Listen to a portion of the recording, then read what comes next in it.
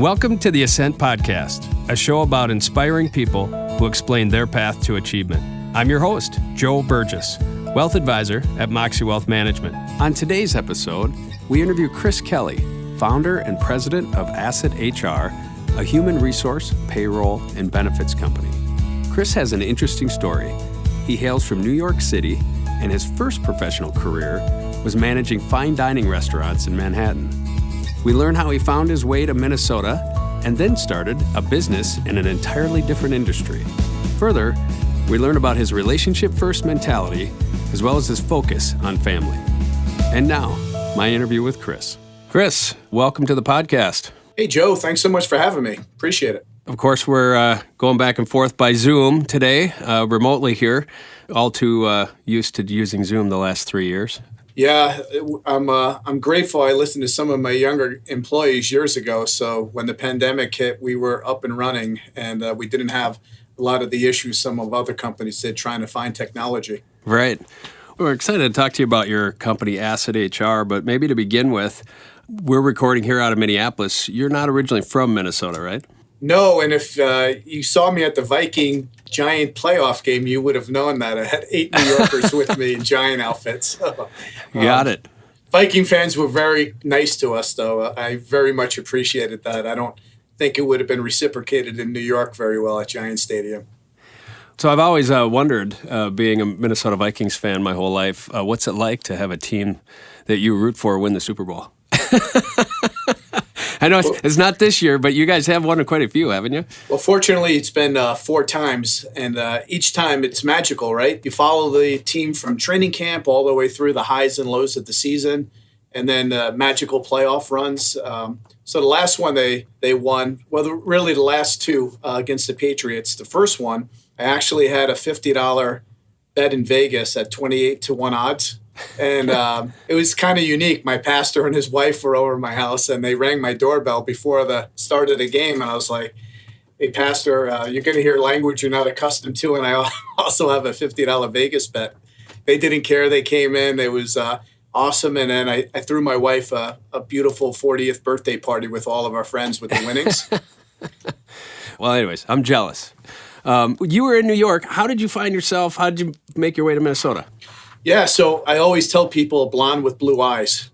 So my wife was, she's a retired flight attendant, but she graduated from college in Oklahoma and always wanted to be a flight attendant. And back then, Pan Am and TWA, all these airlines that are no longer around, she interviewed there and she ended up getting hired by United Airlines, went through standardized training in Chicago. And then the process was at the time, you graduate, they give you a piece of paper, and they say where your hub's going to be, and hers happened to be in JFK in New York.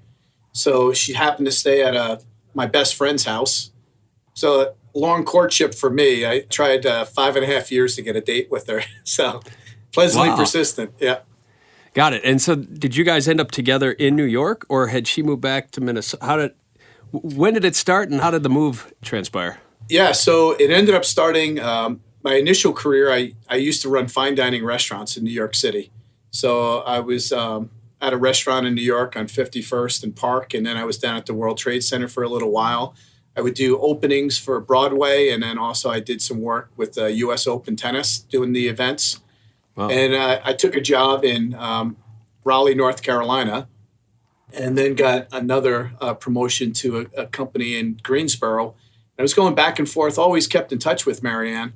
And we ended up starting dating. It didn't last very long. I think we dated for maybe 120 days and got married. She came down. We were in Winston-Salem when we got pregnant with Joey, and she came back and said, I'd like to move closer to my parents, which was in Apple Valley, Minnesota, and that's how it happened. Okay, got it. And so you mentioned you were at the World Trade Center. Would you have been in a building that went down? Technically, yes. The restaurants were located down below. So think of where all the people were coming in from Jersey and the other places up the escalator. There were restaurants and shops that were there. But yeah, we were down at the bottom at the World Trade Center. I was there 6 months and then exited. And I think 2 or 3 months later was the first bombing in 91 that took place. Oh, my gosh. So when you came back to Minnesota, were you thinking, I'm going to figure out how to get in the restaurant business here, or what were your thoughts? Yeah, so restaurant business is a great business. I learned so much about it. We dealt in fine dining restaurants, so proper service and the customer first, and everything was about exquisite service experience for the client. So yeah, when I came out here, I started to interview at certain places, but literally I was being offered like half of what I was making in New York City.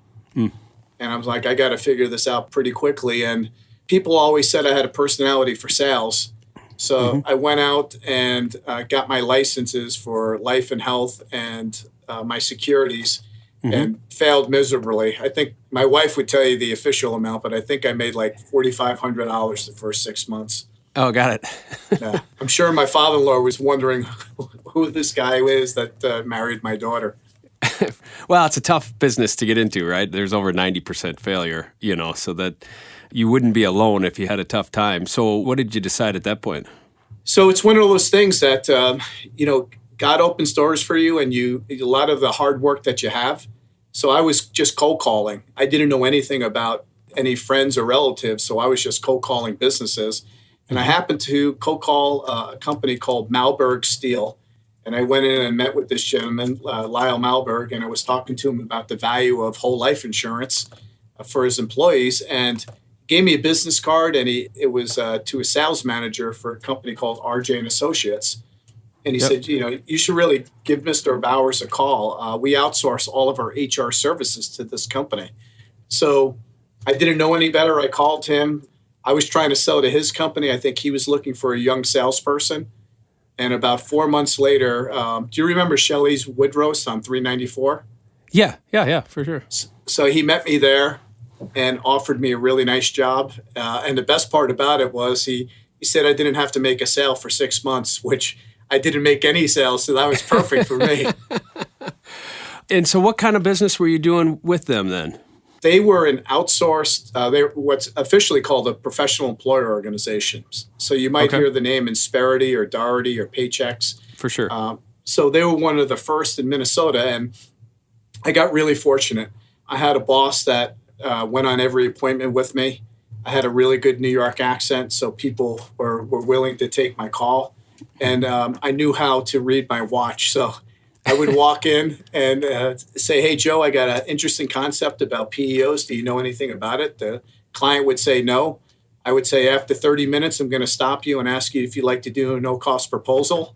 And then I would turn it over, and my boss would do 99% of the work. And I would just look at the clock, and every once in a while say, good point, even though I didn't know what I was even selling at the point. How long did you do that? And at what point did you transition to AssetHR, the business you own now? Yeah, so this is the great thing about people. So a lot of the people I sold to were small business owners. 15 to 40 person accounts generally was the size. I really didn't have any friends in Minnesota, and a lot of those people became my friends. And have an entrepreneurial spirit like they did, they convinced me to go out and start something on my own. So in 99, I had a partner, and we started a company downtown Minneapolis, and we did that for 5 years. And I just had my daughter in July of that year was my last. And I came home to my wife and I said, I think I'd like to do something just for our family and not have any partners. And we went through that process and then started AssetHR from scratch in 2005. So what was the concept behind AssetHR? What need were you trying to fill there? One of the advantages or disadvantages, depending on how you look at it, is when you build something from scratch, it's kind of like taking an idea and birthing it out and going through the whole process of what it built, what you want your company to look like. But very rarely does it look like what you're imagining it's going to be when you start it. And there's lots of roadblocks and opportunities where you have to turn left or right and make decisions. But I saw ADP had a product that showed a fully cloud-based human capital management system. And I said to myself, this is where the whole industry is going to go. We're going to get away with servers. We're going to get away with all the things that have to be on computers. So I started researching it, and I found a company in North Carolina that had a payroll service. that was going to be cloud-based. So I partnered with them, and then I came along and used some of my other services that I did well in HR and benefits and safety, and then came up with the catchphrase of ROR, return on relationship. So every one of my clients, I need to bring value to them, whether I'm the end result. So we go in and we try to do a SWOT analysis and show them the value of what we bring, but sometimes we're not the right fit. And we need to be honest enough to tell our clients that. Mm-hmm. And it's really evolved into just a really nice business model where probably 98% of my business now is references and referrals. Well, so my first thought I have is you said, cloud-based payroll. What year are we talking about that you're moving to cloud-based? 2005. Okay. The objections back then were, I don't even know what the cloud is. I want things on my server. Right. And now, we're a certified reseller of a human capital management system called iSolved, ISOLVED. And if I went into an account and told them we were going to put all this stuff on their server, they'd throw me out of the building. So it's just amazing in 17 years how everything's, switched. So there's a variety of different services now that you have with your company, AssetHR, and you mentioned a la carte. Can you give me, everybody kind of listening, an idea of what are all the different services now and how has that evolved? Thanks for asking. We always try to lead with technology, which is our human capital management payroll system. What comes alongside that, we have a sister company, which is Relevant Movement, that is leadership training and development. So a lot of our current clients eventually end up getting leadership training and development through Relevant Movement, which is another company of ours. So that works out really well. We do HR consulting. We'll go on site to clients and do official trainings or audits or provide HR consulting and legal services for them. And most of your small businesses don't have an HR department per se, right? No, and if they do, it's very minimum. And, the laws are constantly changing. And I kind of say during COVID, it was building a plane and flying it at the same time. So our compliance center was able to put on almost 3 to 4 times a week Zoom meetings of PPP loan changes and law changes and how do we lay off in a non-discriminatory way. And so we were able to do that. We have a safety division, so we do full OSHA training for a number of our manufacturing clients where they don't want a full-time safety person on staff. So we take on that role of either monthly or semi-monthly or quarterly, and we come out and we do all their lockout, tagout, confined space, written programs, safety committee work. So it provides a lot. And then we do a lot of supplemental benefits of legal shield and identity theft and providing those to hundreds of companies as well. Well, that is a pretty impressive list. We're going to take a break here, but when we come back, I want to dig in a little bit more about the leadership coaching that you guys do. Hey there, this is Joe. You know me as the host of this podcast, but did you know that I'm also the co-founder and president of Moxie Wealth Management, a boutique wealth management firm in Minneapolis, Minnesota? My team and I excel at taking complex family and business planning concepts and making our financial advice easy to understand. We recognize the trust that executives and families place in our team and value our role in helping our clients be intentional with their assets. When you partner with Moxie, my team and I focus on creating a plan that encompasses your financial goals and philanthropy, while also understanding how you want your wealth to impact your family and future generations. You can trust our unique expertise to build a thoughtful yet strategic wealth and legacy plan for your future. To learn more about me and my firm, send me an email at joe@moxiewealth.com. That's joe@moxie wealth.com. I'm a registered representative and investment advisor representative of Securian Financial Services, Inc. Securities and investment advisory services offered through Securian Financial Services, Inc., member FINRA SIPC. North Star Resource Group is independently owned and operated. Moxie Wealth Management is affiliated with North Star Resource Group. So tell me a little bit more about the leadership coaching that your team provides.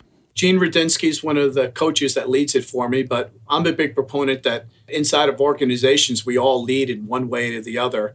And we're a big proponent of assessments, of really coming in and opening up the hood of the car. And assessments give you a very good underbelly of what our strengths and our weaknesses are. And if you're anything like me, we always just want to talk about our strengths and hide our weaknesses. Where the leadership coaching comes in, it's okay to be aware of what your weaknesses are.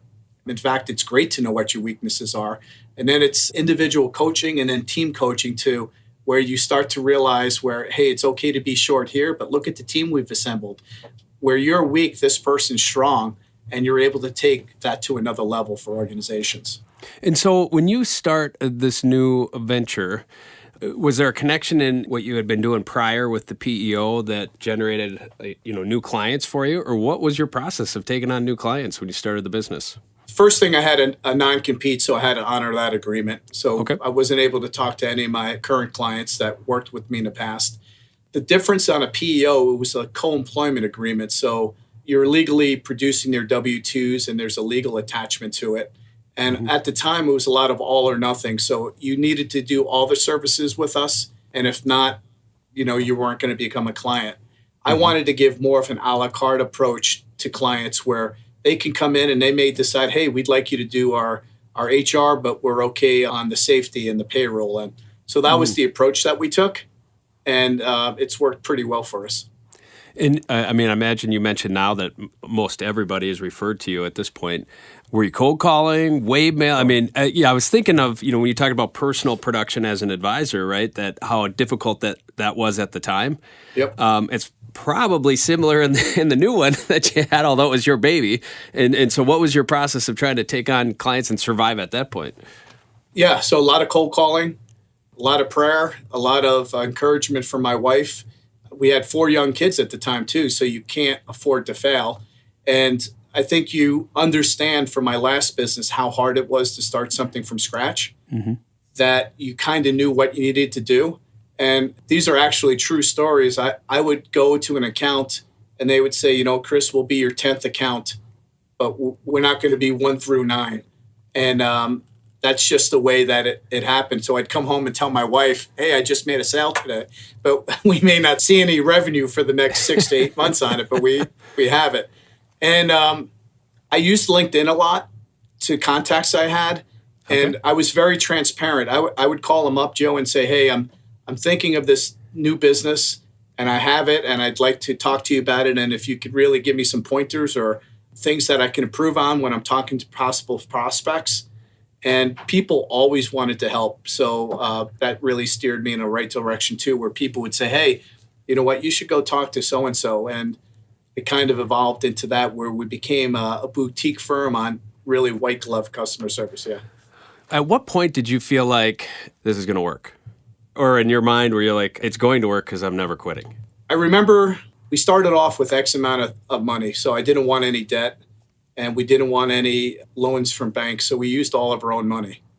And I remember I got down to $17,000 in our business checking account. And, we were going out for dinner for Christmas at Buca, and my father-in-law came up, and he gave me a check for $25,000 for the business. He knew we were struggling, and he knew that I was working hard, and he said, this is for you guys, and got the check, was really excited. Give me a little bit more breathing room. And then I actually gave him that check back. I said to him, you know what, I think we're close to making it happen. I really appreciate you believing in me and giving me that. But if I take that from you now, I'm going to keep doing that. And it worked out. I set really short-term goals. I need to have $20,000 in my operating account after all the bills are paid. Then we got to 20, then it was 40,000. Then for 40, it was 60,000. And we threw the biggest party when we had $100,000 in our business account. But that's what you have to do. You really have to stay laser focused and appreciate the wins that you have and the clients that are willing to take a chance on you. And that's what it was. Clients taking a chance on me and my reputation and my employees. How many employees do you have now, or how large has the company gotten? Because I'm under the understanding that you have quite a few family members that are involved. Lots of family members, yeah, which is good and bad because, sometimes you're having conversations on a Saturday night or Tuesday night, and it's like, gosh, I just want to go to bed. I don't want to talk about this. But yeah, we have my son works full-time for me in sales, and my daughter does a lot of the social media and marketing for us now as well. I have a couple of my nephews, one of my best friends from New York, a lot of people in the community that I coached that now come back to work for me. My CFO was my assistant coach when we coached his son and my son in football. So it's been great. It's unique though, right? Because you have personalized relationships outside of work, and you have to be able to stay professional and do all the things that you're trying to do from a work standpoint and still honor the relationships we have, whether my kids or friends of the family. Well, I was going to ask about that. Like from a management standpoint, that probably adds a little bit of complexity when the employee is related, right? And you have to have some tough conversations. We've been so fortunate. We don't have vacation or sick time. We've set the business up where if there's projects, they need to get done, but your first priority is to your family. So to me, that goes ahead of work. And we just sit down and we go over the whole philosophy of what AssetHR is and what we're trying to create. And I never have to tell my employees to hit the project. They know what they need to do, and we kind of try to treat them like adults, which they are, and they're far better with the technology than I'll ever be. And I've been just really fortunate in that way, Joe. So I'm curious, what would you say has been the learning experience that you've had as a business owner, the thing that others who might want to get into business, something that they maybe could learn from your insight? So you're always going to get knocked down. I played sports growing up, and a lot of my employees played sports competitively. So you have to be competitive, but it's hard. It's hard owning a business. It's hard making decisions. It's hard making payrolls. It's hard doing all those things, but there's nothing better than doing it when you succeed and you start seeing that you're making an impact and really changing people's lives for the better. Is there anything you would have done differently? Probably listen to my wife a little bit more. So your wife is part of the business though, right? Yeah, so my wife handles all the one of the things at Christmas, she makes, this year she made over 450 handmade granola bags.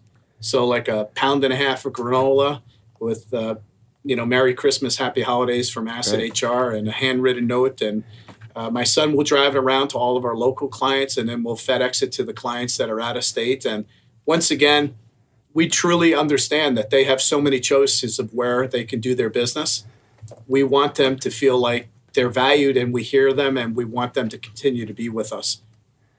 Well, you talk about your daughter being in marketing with social media and stuff like that. Sounds like your wife is a great marketer. Yeah, she is the person we recently moved about a year and a half ago, but it was the first house we bought in Burnsville, and we were there for 24 years. Everybody went to my wife, right? If there was an issue, they went to Mary Ann. If somebody needed a meal, Mary Ann cooked it. If something was happening in the holiday cookies, my wife provided it. And it's really that behavioral that she has of being selfless and putting others before her has really done, it's amazing to see how my kids have that same thought process and how they do it as well. How would you define being successful? I'm 56 now. Success comes in a lot of different ways. Both my parents have been gone for years. Having my nephews working for me, I always wonder, wow, is my dad proud of me? Watching their growth of coming out as a single person, getting married, having children, being incredible parents, right? That is very encouraging to me. Seeing people that maybe their first job is with us, and seeing them excel where they were afraid to even get on the phone, and now they're giving presentations in front of 50 people. It's amazing, and I think sometimes everybody needs a cheerleader. Everybody needs somebody to believe in them. And, you don't need to be the biggest.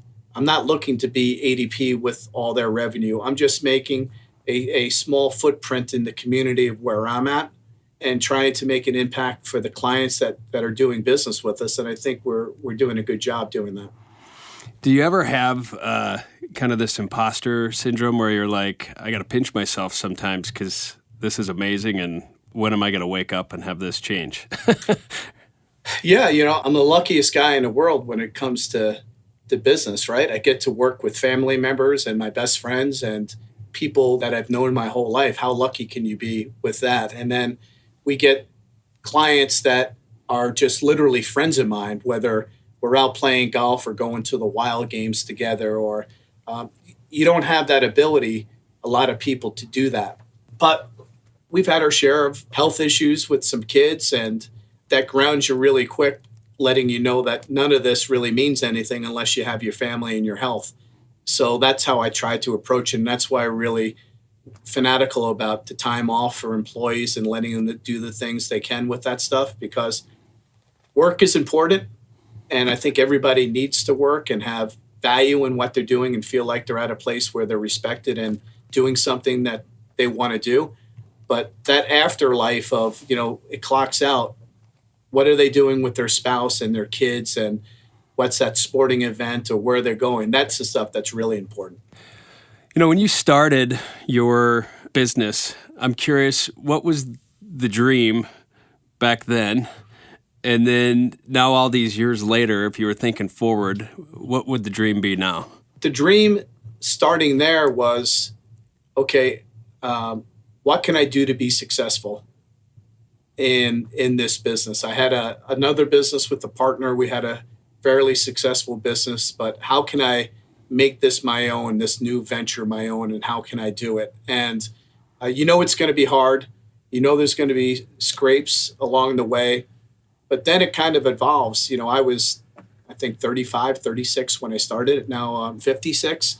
Now it's different mindset, right? My daughter's a senior in college. My youngest son is a senior in college.